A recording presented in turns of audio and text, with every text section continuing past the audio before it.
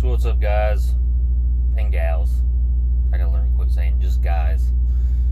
It's amazing how many women truckers are actually out here, and women that actually want to be truckers. It's I'd never realized till I actually got into the industry and started driving a truck.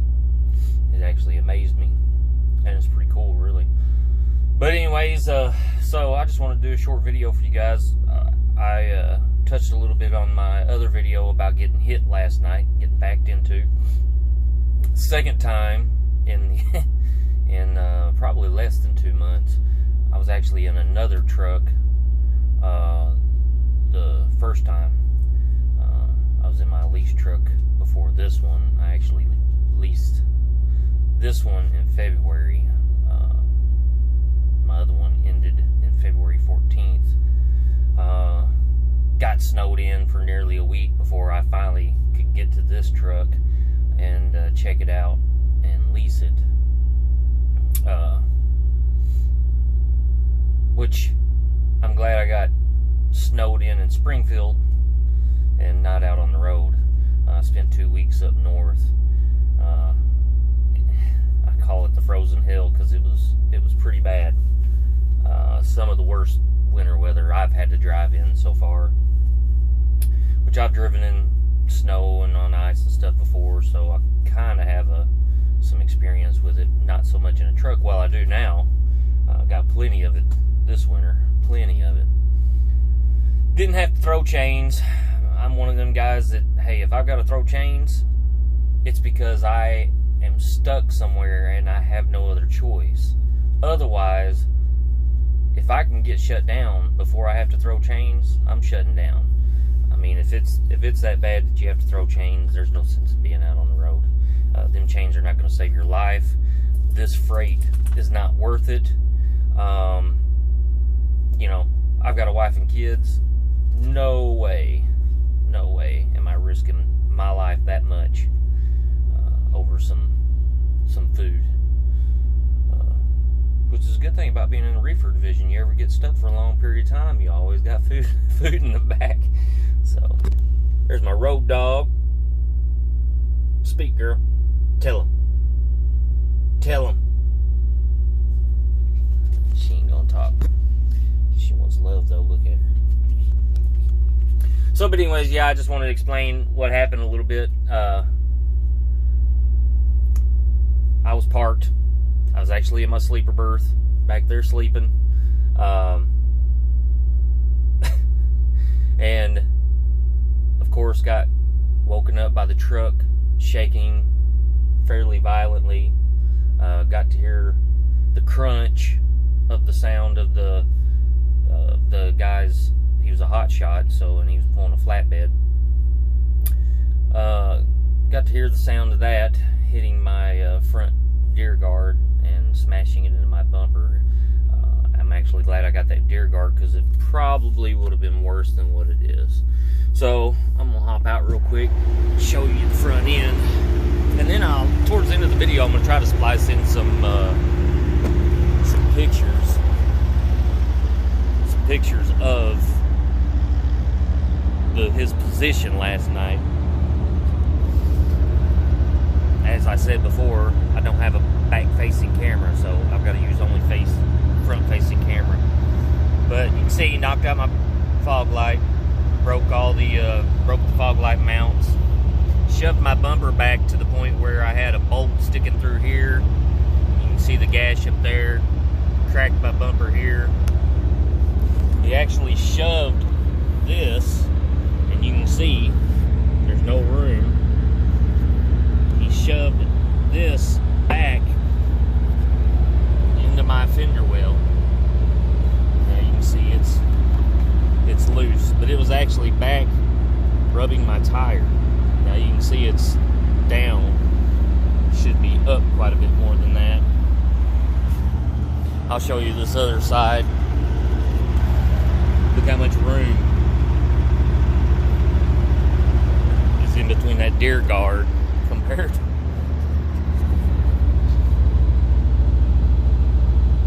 You can see bent right here. Really good guy, though. I mean, he really was. He was a really nice guy.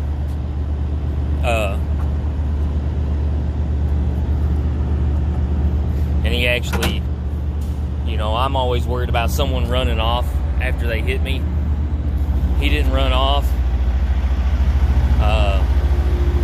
You know, he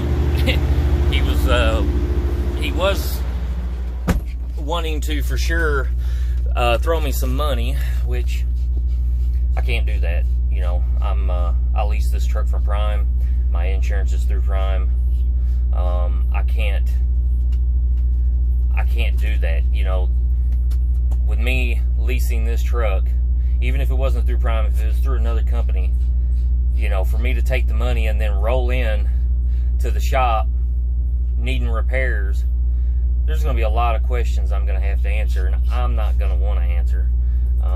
So I know the protocol that Prime likes to use. I know what they want, so I hopped right to it, got it taken care of. He held on with me the whole time. Super nice guy. We even talked for a while after it was all said and done.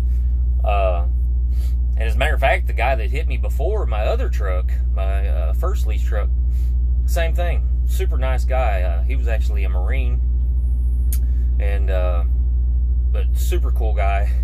He assured me after he hit me that he could back a flatbed. He was actually a full-size flatbed semi truck. Where this guy last night, like I said, he was a hot shot, so he was just driving a small dually, hauling freight on a gooseneck. First time he told me it was the first time he'd ever driven a truck that size, and he said he had driven box trucks, owned his own box truck company, owned his own restaurant. When he sold his restaurant, got into hot shot. And I could tell because he was blindside backing. Like I said, I'll send you guys pictures. Some of you may not know what blindside backing is, so I'll show you real quick. I'm sitting here in the driver's side seat, and if you look in that mirror, I have it adjusted where I can move back and forth, and I can look at that mirror and I can see down my trailer. So when I back up, I can see down this mirror and see my trailer, and then I can also lean my head out the window to see behind me. Over there, you can see that right now the mirror is adjusted to see down the side of my trailer, but I can't lean my head out that window. And when my trailer is over on this side, when I'm backing, or well, when it's over on this side, say I'm going to do a blind side, when it's over on this side of the truck and I'm looking out that mirror, I can only adjust that mirror so far, and then the back end of my trailer disappears and I can't see out of it no more. Now, I have had the blind side back. One thing I haven't tried is back here I've got a window. You can kind of see it right past the crate there. I've got the cover on it right now. That's a window. I've heard of people lifting that up or taking that off and actually being able to see back there. I haven't tried that yet. Typically what I do is I look at them bottom mirrors because they're oval shaped, which makes your trailer look like it's super far away. But I've done it enough times and practiced enough times that I kind of got an idea where my trailer is at. Once I get so close, I'll lock down the brakes, and of course there's a saying in trucking, GOAL, goal, get out and look.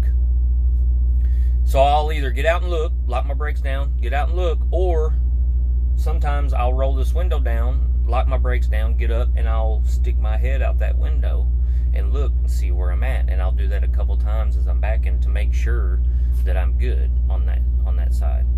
Now, I try not to do blindside back because it's super dangerous and you're running a risk of hitting somebody.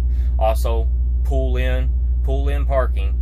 You'll see people pull in and park, and usually it's people that can't back up. Usually it's rookies, or they're scared. And the thing is pulling in to park is almost as dangerous as a blindside back. I've had a guy that he pulled in, and literally your trailer will stick out when you're turning. Your trailer will stick out past your truck, the corner of your trailer will. And the corner of his trailer caught my mirror and actually folded it in to my window. And so, you know, that's 3 times I've been hit, 2 times in less than 2 months. On top of me, so that cost me $1,000 deductible until it's all fixed, and I get the money back from their insurance company, which sucks. I mean, yeah, I get the money back, but still, man, that sucks, because just last week I got a $16 settlement.